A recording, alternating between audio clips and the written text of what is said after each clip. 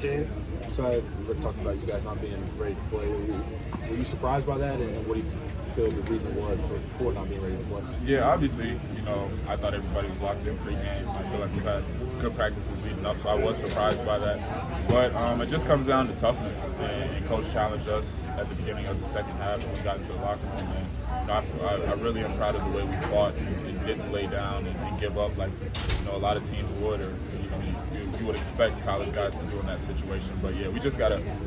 We saw how good we can be in the second half, and we saw how bad we can be if we don't come out locked in the first half. And so we just got to put two great halves together, and we'll be just fine.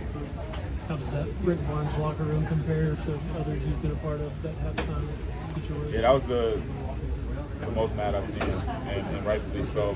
People, we're down on ourselves, but Coach really put an emphasis testing us, our toughness, and just, it wasn't about X's and O's. Credit to Carolina, they executed the way they were supposed to, and the way they game planned, but they were just tougher than us in the first half. We tried to flip the script in the second half, but that locker room talk was just testing our manhood and our toughness, and I'm proud of the way we responded in the second half. What was watching Dalton in that second half like? I mean,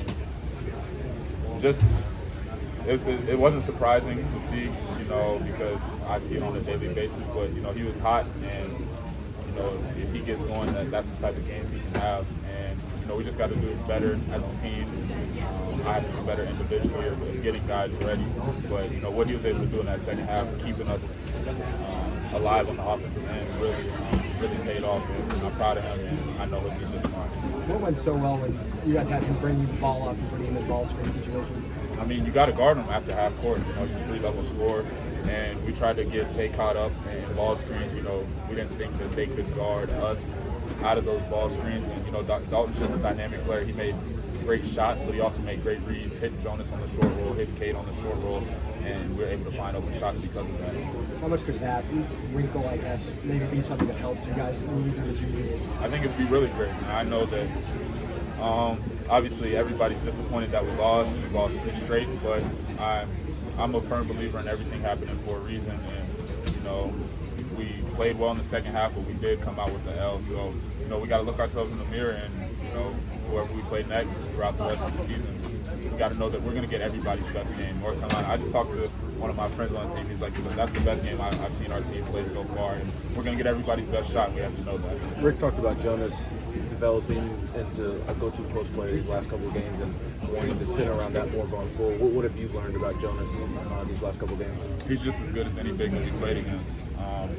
Obviously, everybody talks about what he does on the defensive end, but offensively, we're starting to play through him more. We tried to implement that. That has been an emphasis in practice, the practices leading up to this. And, we have ultimate confidence in Jonas. I do as a leader. And, we're just going to continue to see him grow, and that'll change the dynamic of our offensive end. But y'all have to adjust for however long Dalton could be out. I mean, everything's an adjustment.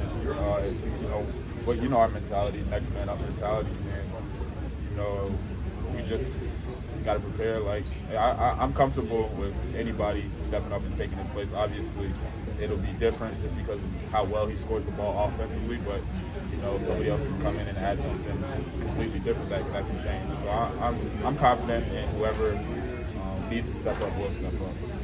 You went on a 4-0, 6-0 stretch in that first half there. What were you doing to carry the offense? What were you seeing? Just being aggressive, getting to my spots and, shooting the shots I practice. And I just, tried to fight on both ends, and I was able to make some shots in that first half. All right, thanks, Joe.